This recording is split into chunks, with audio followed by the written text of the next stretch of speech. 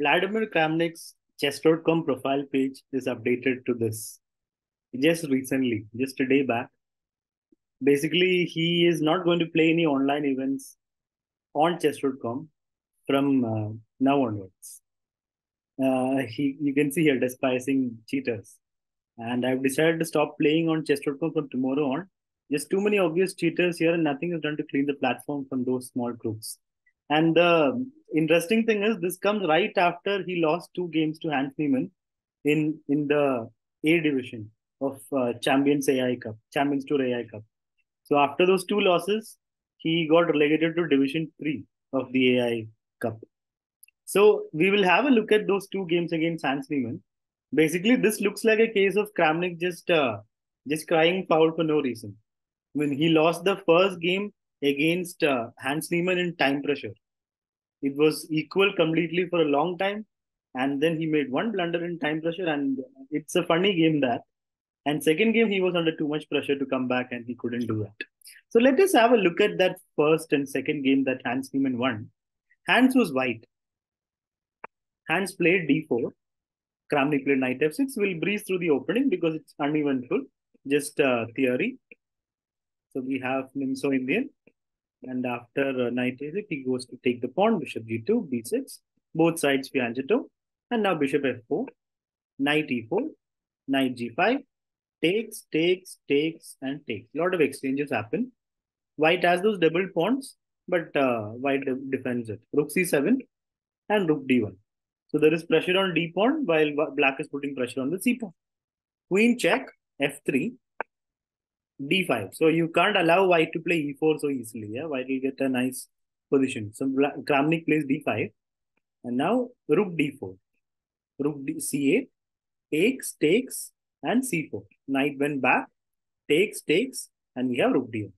So completely equal endgame. A queen and two rooks each. White can claim a small edge because the rooks are going to come in. If rook comes here, rook d8 is there. So rook c7 and now rook d7.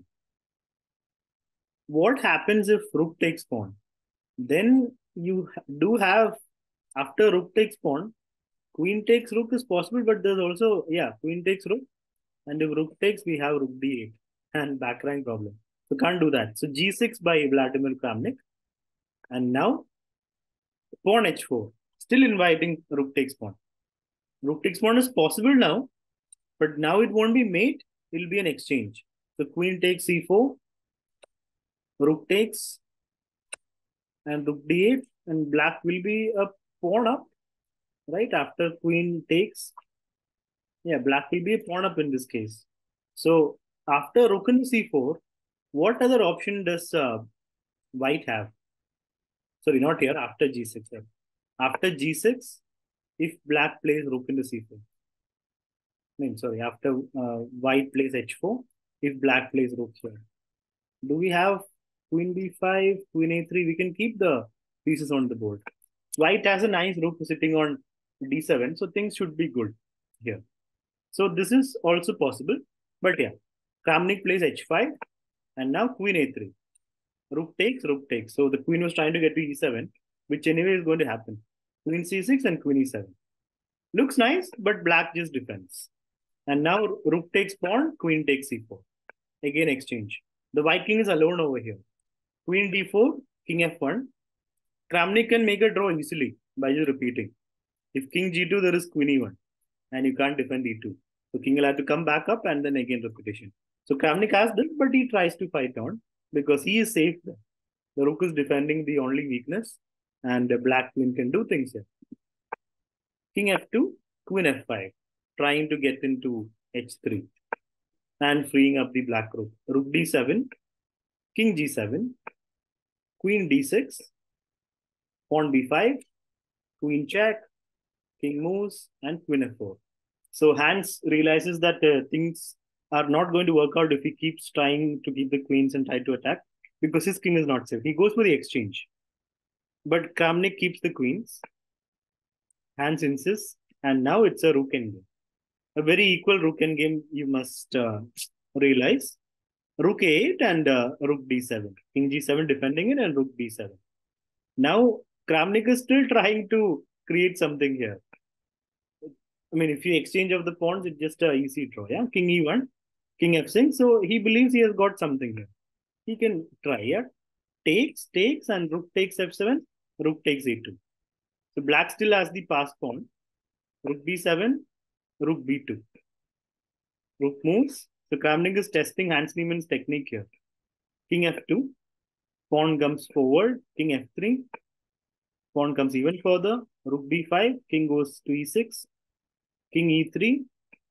And now rook b1. Rook g5. Wow. Rook g1. The pawn is now just 2 steps away from queening. So Kramnik's pressure has worked a little bit. He takes the pawn, but now black king comes in. Rook comes behind because if you let the pawn go one more step, he's going to queen. The rook had to go behind. Now rook takes g3. This is a nice edge for black, yeah? King is more active, and this was a mistake, and Kramnik had a win here, but not an easy win. Kramnik played the obvious rook g4, and then he defended the pawn. So he had king c5 here. But calculating that pawn in game, yeah, it's easy, right? Like pawn in game would be easy to calculate. After king c5, as rook goes back, then rook g4 and rook b4. That's the point. Now, because the pawn is not hanging, rook is defending it. Rook g4, and after king moves anywhere, let's say f5, we just go rook b4, and black is winning. So that is the difference. If he directly played rook g4. Difference is now there's no king c5. After king f5, you can't play king c5 because the pawn hangs. Earlier rook was in g3, so that was a miss by Kramnik there. And now king c4, pawn e4, nice move. He gets his own pass pawn rolling. Rook takes, pawn e5, rook comes back. But how will Kramnik lose this? Yeah, it's completely even. Rook comes behind. You can't lose this no, at that level.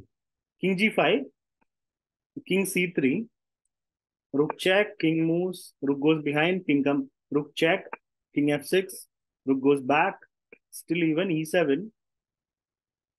I mean, the easiest draw here would be rook takes and king takes and just king c3. Yeah, that is an easy draw here for Kramnik, but he tries h4, and h4 is a big blunder. I mean, you can draw it in so many ways. You can just keep giving checks and draw it, but this is the easiest draw. Kramnik didn't realize the danger he was in. He played h4, a big blunder. It just gives a question mark, that's just wrong, but it's a big blunder. He missed rook into b3. And now rook went back, but after, yeah, here just rook b8, no? And then the pawn will just promote. Just winning. And the so after rook b8, let's say black pushes, just queens, takes, and white king is close enough, and the king is cut off. Yeah, just rook h8 and e1. So after rook e1, Kramnik just resigned here. This was the first loss. It must be hard for Kramnik because position was equal. He would never believe that he would lose that position, but he still lost from that position where he was pressing. And this put so much pressure in the second game. So in the second game, Kramnik had to win with white, which is not as difficult as winning with black, but still, on-demand winning is difficult. So he goes for a very fluid setup. And now e6, castles, and knight b4, knight e1. So there is a line with c4, which is very funky. So knight c2, the point being, after takes, white plays e4, bishop takes, knight c3, and when bishop goes back, you take here and claim an advantage. I mean, this is already looking good, nice for white. We are down a rook, but the rook is not needed in the opening. Yeah, so we just use the other pieces, and we have enough compensation here as white. It's already better for white, even though we're rook down. So Kramnik doesn't choose that. He plays knight e1. That would be a lot of theory. He goes knight e1, and now knight f6 and c3. Knight goes back. Bishop comes out, e7, knight d2, and knight e4. Takes, and f3. So Kramnik has got a position where he can work. He can go e4 and castling on opposite sides. So knight d3, h5. So Hans starts the attack. h4, stopping the pawn in the way. e5. Takes, and f4. e4 and f5. Wow. Both pieces hanging. If he takes here, the rook hangs. You can't do that. Yeah.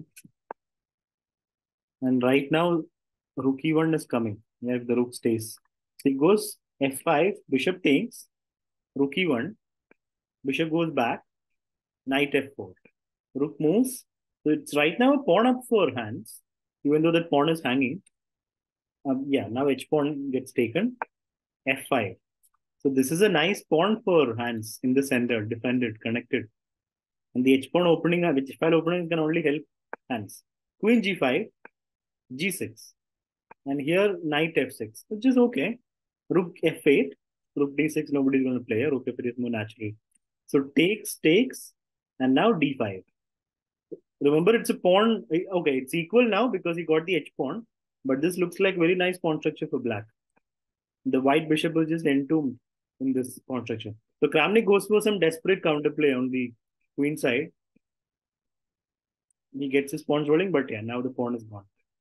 Queen moves and takes and rook e1, but it's not enough compensation for the pawn. And knight e4, queen d4, g5.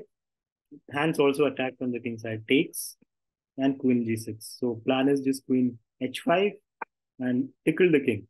g3 and now queen h5. Takes, queen d6, just king goes back. No checks now. Queen e6 check is not really a problem. Just king b8 and queen h2 is mate threat. Yeah. So you'll have to move the rook. And then knight e3 is also coming. Yeah, that would be tough. So rook e1, stopping knight e3. But queen h2, king moves. And now Hans just completely winning. Hans plays the best move, f4. Opening up the f file. It just plays itself now, the position. Queen e6, king goes to b8. Rook d8. He gives up a rook, but that doesn't do anything. There's a mate threat, just last minute desperate play, but after the killer move, f3. A very nice move to finish the match. It was a mini match of 2 games. If bishop takes its mate and if queen takes, there is rook f8, winning the queen. Very, very nice way to finish the game. And Hans Niemann won the 2 games fair and square. I don't think you can suspect any uh, computer assistance, any cheating in these 2 games. First game was totally even, and I mean Hans would not try that after all this. And second game, Kramnik just got a bad position out of the pressure to win. So Kramnik decided after this that he's not going to play any online event, I mean chess.com event, until the obvious cheaters are removed from the platform. It would be coming a little bit from the pain of losing such games as well. Nothing serious. I mean, so yeah, so that's what's happening in the chess world right now.